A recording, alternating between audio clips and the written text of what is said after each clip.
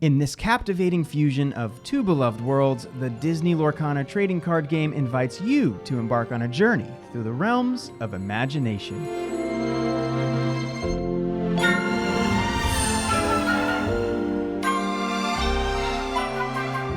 Hey everyone, I'm Parker with Game Nerdz, and in today's Beginner's Guide, we'll cover the bare necessities that'll help you become the greatest lore seeker in the realm of Lorcana. Your goal in Lorcana is to be the first player to reach 20 lore points, and to do so, you'll employ some of your favorite friends from the Disney universe to fight alongside you. During your turn, you may place a single card into your inkwell. This growing pool of ink will become the resources you'll use to play various characters, actions, and items. As with any TCG, there are different play styles that lend themselves to your personal preference and help you enjoy the game. Let's start off by discovering what each of the ink colors have to offer and what part they may play in your overall strategy.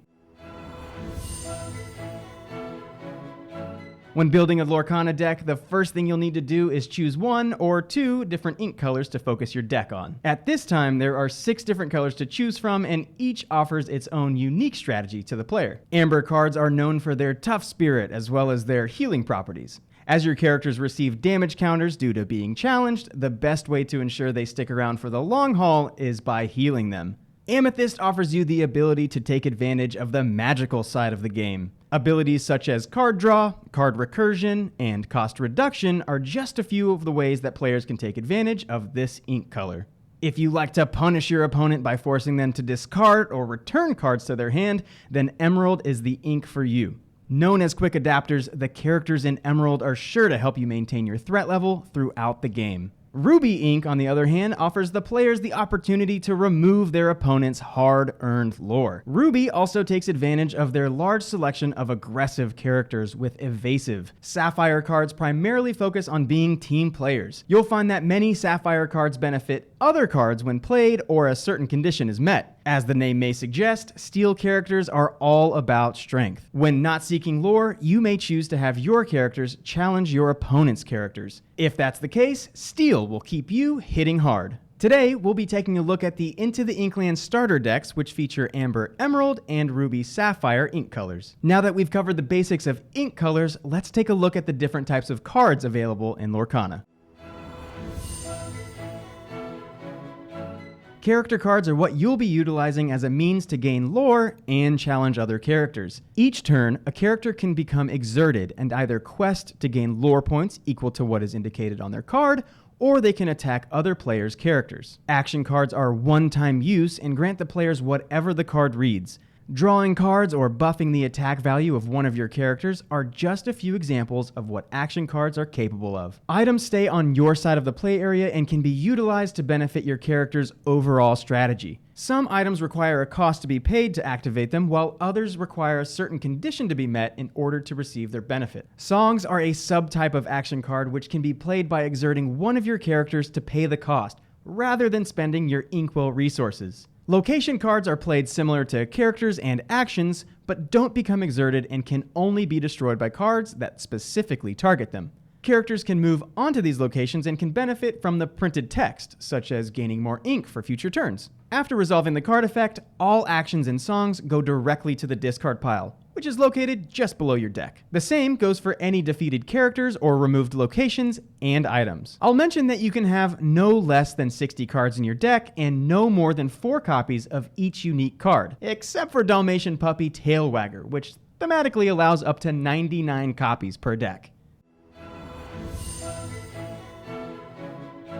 The cost of each card is located in the top left corner, surrounded by a hexagon. This is the required amount of ink that must be exerted to play the card. You'll notice that some cards have an additional golden embellishment surrounding the cost. This indicates that the cards can be converted into ink, aka your resources. Cards without the outer golden ring cannot be converted into ink unless another ability allows it to be placed into your inkwell. Strength and willpower are located on the middle right of all character cards and are used when engaging in challenges with other characters. Strength is on the left, outlined in a spiky ring, and indicates the amount of damage it can deal. Beside it, your willpower is outlined in a shield and determines the amount of damage the character can receive before succumbing to its wounds and being placed in the discard pile. All characters have a class and subtypes which can be found directly below the character's artwork. In our example, Pongo, Determined Father, is in the Storyborn class and falls under the Hero subtype. In Lorcana, there are a handful of cards that reference classes and subtypes for additional support and benefits. The center bar indicates the color tied to the card and shouldn't be hard to miss. For those with difficulty in deciphering color differences, you can reference the small ink color on the far left side. Speaking of the main text box, this is where your character truly stands out. Characters can have static abilities, such as keywords like evasive or bodyguard, while other abilities may be triggered when questing. Some abilities, like the one found on Kit Cloudkicker, activate when the card is played. Located on the right side of the text box, you'll find the lore value associated with that character. This is the amount of lore generated when you decide to quest with that character during your turn. Keep a watchful eye on your character's abilities, because those with the keyword reckless cannot quest. Therefore, they provide no lore points. Now that we have the fundamentals down, let's walk through the setup and what you might expect from the first few turns of the game.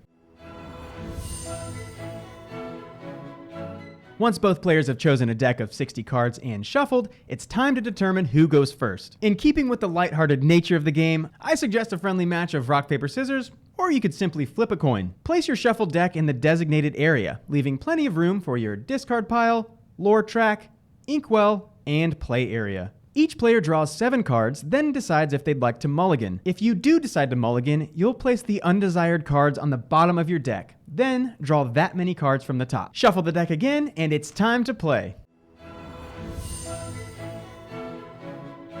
Typically, at the start of your turn, you must draw a card. But in order to create balance, the starting player does not draw a card until the start of their next turn. To get the ink flowing, you must reveal a card from your hand that you wish to place into your inkwell and then place it face down. Revealing the card shows your opponent that the card you're placing down has the golden inkwell symbol surrounding the cost. Now that we have one resource at our disposal, we'll exert the 1 ink to pay for Minnie Mouse, always classy. Characters cannot challenge or quest on the same turn they were played because thematically, their ink has not dried. With nothing more to do, you can pass the turn to your opponent. At the beginning of their turn, they'll draw a card and then proceed to reveal a card to place into their inkwell. In this example, they decide to exert their ink to play Kita, Atlantean. Remember, freshly played characters' ink has yet to dry, so they finish their turn.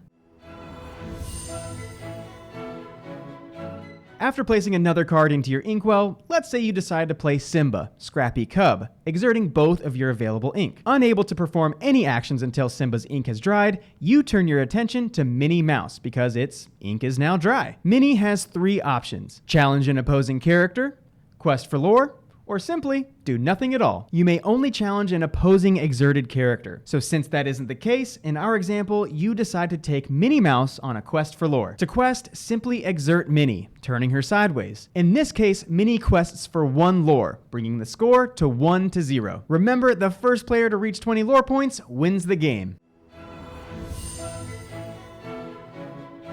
Continuing with our example gameplay, after they draw a card, our opponent places another ink card into their inkwell. Then they exert 1 ink to play the Improvise action card. Improvise states that a chosen character gets +1 strength this turn. Our opponent chooses Kita as the target to receive +1 strength, bringing her total strength to 3. The action card is immediately placed into the discard pile after resolving. Now, with a buffed up strength, our opponent exerts Kita and challenges Minnie Mouse. Remember, you can only challenge an opposing target that is already exerted. In a challenge, both characters deal damage to each other. In this instance, Kita will deal 3 damage to Minnie Mouse, lowering her willpower to 0, but not before Minnie Mouse deals 1 damage to Kita, bringing her willpower to 1. Any damage taken during a challenge will remain on the character until it's either healed or defeated and removed from play. Knowing when to quest and when to challenge is what makes this back and forth continue until one player ultimately reaches the winning score of 20 lore points. And those are the basics of Disney Lorcana, which should be just enough to get you playing on your own. If you're interested in getting your hands on some Lorcana, head to GameNerds.com to shop our vast selection. If you enjoyed this video, don't forget to leave it a like and be sure to subscribe so you don't miss out on future gaming content. Once again, my name is Parker, and happy questing.